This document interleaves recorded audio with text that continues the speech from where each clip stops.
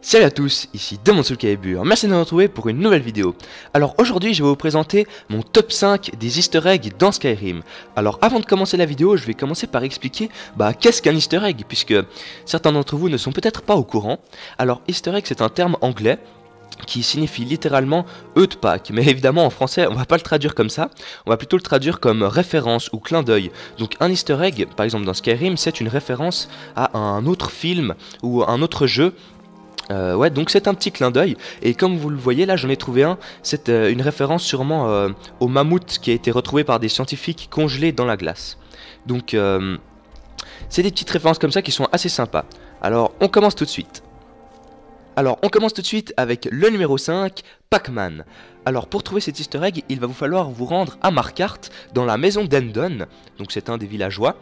Vous allez crocheter sa serrure, rentrer dans sa maison, et vous allez aller dans sa chambre et vous allez trouver sur cette étagère un petit fromage qui représente Pac-Man. Et là c'est assez évident parce que certaines références ne sont pas évidentes, mais celle-là est plutôt évidente et je trouve ça assez sympa. Et donc les petites ailes c'est les points et la poussière fantomatique c'est les fantômes, donc très sympa pour le numéro 5. En quatrième position, on a Harry Potter. Donc cet easter egg m'a vraiment surpris, vraiment énormément, quand je l'ai trouvé sur internet, puisque en fait il se trouve à Blancherive, vraiment un endroit où j'ai passé des dizaines de fois sans même me douter qu'il y avait un easter egg ici. Et donc c'est au pied de cet immeuble là, de cette maison, il y a une petite gravure qui représente le signe des reliques de la mort, donc dans les deux derniers films. Le signe n'est pas exactement le même que dans le film, comme vous pouvez le voir, mais c'est clairement ça quoi. On a bien le triangle qui représente la cape d'invisibilité, le rond pour la pierre de résurrection et la barre pour la baguette de sureau, donc c'est vraiment très sympa, très joli easter egg. En troisième position, on a Star Wars. Donc c'est une référence à la scène où Luke est pendu par les pieds dans une grotte de glace justement, comme celle-ci, celle de Morne-Côte donc, sur la carte. Et il est prisonnier par des Wampas, je crois qu'on appelle ça comme ça, je suis pas un spécialiste de Star Wars, je crois que c'est comme ça. Et justement, pour représenter les Wampas, on a des trolls de glace que j'ai déjà tués. Et on a justement un squelette qui est pendu par les pieds dans la glace, enfin ce qui lui reste de pieds on va dire.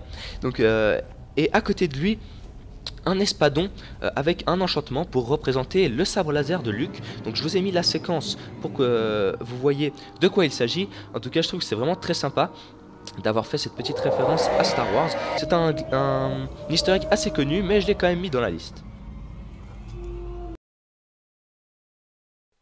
En deuxième position, on a Assassin's Creed. Alors là, il me semble vraiment que l'easter egg est vraiment très évident, la référence est vraiment évidente, puisque c'est une référence au saut qu'on fait après avoir synchronisé une région. Donc quand on monte par exemple tout en haut d'une tour, donc c'est vraiment un mécanisme qui est présent dans tous les Assassin's Creed. Donc là, la référence est plutôt évidente. L'endroit est plutôt difficile à trouver. J'ai un peu galéré pour le trouver parce que j'ai vu évidemment l'easter egg sur internet et j'ai essayé de retrouver l'endroit. C'était assez difficile, mais bon, c'est faisable si vous regardez la vidéo en même temps. C'est un camp de parjure, voilà, un camp de parjure. Donc une fois que vous avez éliminé tranquillement les parjures, vous pouvez aller à cet endroit et faire le saut justement. En plus je trouve que la vue est magnifique et vous allez retomber dans un bassin. Et là, comme vous le voyez, il y a un spectre qui va apparaître. Justement, c'est un rouge-garde, et comme vous le savez, les premiers assassins venaient du Moyen-Orient, donc c'est pas pour rien qu'ils ont choisi un rouge-garde pour ce personnage. Et il parle pas vraiment directement d'Assassin's Creed, hein, évidemment, sinon ce serait vraiment trop évident. Il vous dit, je crois qu'il a tenté le saut avant, et que justement, il est mort, hein, comme vous voyez, puisque c'est un fantôme maintenant. Donc c'est vraiment sympa comme easter egg, surtout que la localisation est vraiment très jolie. Là on a vraiment toute une vue sur les montagnes quand on est justement sur ce perchoir. Et c'est vraiment quelque chose d'unique. En plus ils ont vraiment fait un PNJ avec un dialogue, ils se sont donné de la peine pour cet easter egg. Franchement c'est pour ça qu'il est si bien placé, donc très sympa.